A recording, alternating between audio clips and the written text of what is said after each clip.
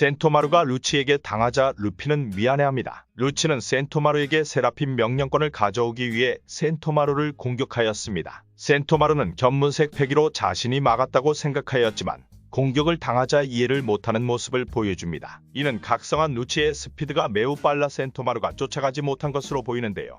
그리고 루피가 루치를 공격하기 시작합니다. 과거 루피와 루치였다면 굉장히 위험한 상황이 보였을 테지만 결과가 어떻게 되었을까요? 세라핌은 아직 센토마루가 정신이 있는 상황이라 스피형을 공격하며 악마의 열매 능력을 사용하는 모습을 보여줍니다. 자세히 보면 세라핌들 왼쪽 팔에 모두 초록색 액체가 있는 팔찌 같은 걸 두르고 있는데요. 베가펑크는 저 초록 액체가 악마의 열매 능력을 발동하는 원천이라고 얘기합니다. 이는 베가펑크가 개발한 과학의 결과인데요. 세라핌 징베가 사용하는 능력은 프랑키와 싸웠던 돈키호테 패밀리의 세뇨로 핑크의 능력이었습니다. 세뇨로 핑크는 현재 임펠다운에 수감되어 있는데 해군은 임펠다운에 들어오는 죄수들의 혈액 샘플을 모두 채취하여 자신들의 연구에 사용했다고 볼 수 있는 장면입니다. 그렇다면 도플라밍고의 실실열매와 같이 다른 초인계 능력자들의 능력도 모두 세라핌으로 만들고 물체에도 적용을 할 수 있다고 볼 수 있습니다. 그럼 카이도우와 같이 대규모 악마의 열매 능력자 부대를 만들어낼 수 있겠네요. 세라핌 행콕은 진짜 행콕과 같이 그대로 메로메로 열매 능력으로 상대방을 돌로 만드는 모습을 보여줍니다.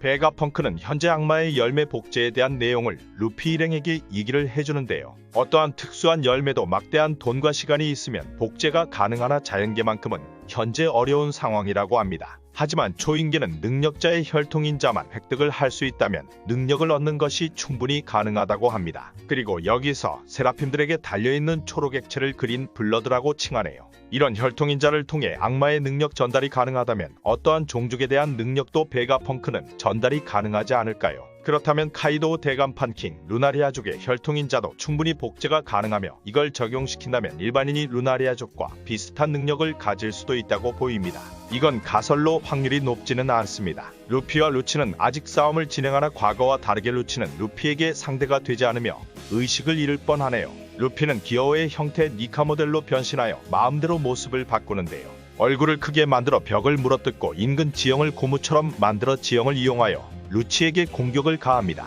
루치는 공격을 맞고 의식이 날아갈 뻔합니다. 스피형의 메인으로 볼 수 있는 루치마저 이렇게 상대가 되지 않는다면 확실히 루피가 사왕으로서 일반 캐릭터들과는 급이 다르다는 걸 볼 수 있습니다.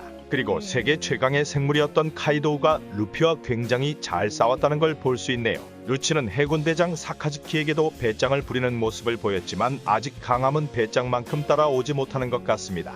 해군 대장들은 사왕들과도 충분히 싸움이 가능한 모습을 보면 해군 대장들보다도 등급이 낮은 게 루치가 아닐까 생각됩니다. 베가펑크를 데리고 가라는 센토마루를 보고 루피는 징베, 보니, 초파와 함께 자리를 피하며 동료들과 합류합니다. 하지만 센토마루는 스피형에게 패하며 세라핌의 통제권을 스피형에게 빼앗기고 마네요. 베가펑크는 루피 일행과 함께 움직여 해군과 스피형의 공격을 피하고 싶어합니다. 그리고 프랑키와 루피 일행은 베가펑크를 반기는데요. 그리고 이미 에그헤드 섬으로 출발했다고 했던 대장 키자루의 모습이 나옵니다. 키자루는 베가펑크와 밀짚모자 해적단의 연합 소식을 듣고 가능한 모든 군함을 에그헤드로 불러들입니다. 여기서 인근에 있던 해군은 과거 지오 해군도 섞여있는 G14지부의 해군들이 해당됩니다. 이들은 현재 특별한 임무를 맡지 않았으며 헤르메포는 검은 수염에게 끌려간 코비를 구하러 가자고 소드 소장에게 부탁을 하는 모습을 보여주었었는데요. 여기서 해군본부 소장은 거부하며 현재 이들은 섬에 남겨져 있을 것입니다. 해군 14지부에는 헤르메포, 타시기, 해군본부 소장 소드의 프린스 글스 등 루피와 인연이 있는 해군들이 모두 에그헤드 섬으로 모여들 것으로 생각됩니다. G14지부는 에그헤드 과거 인근이라고 나왔었습니다. 그렇다면 타시기의 직속 상사인 스모커도 등장을 하게 될 수도 있겠습니다.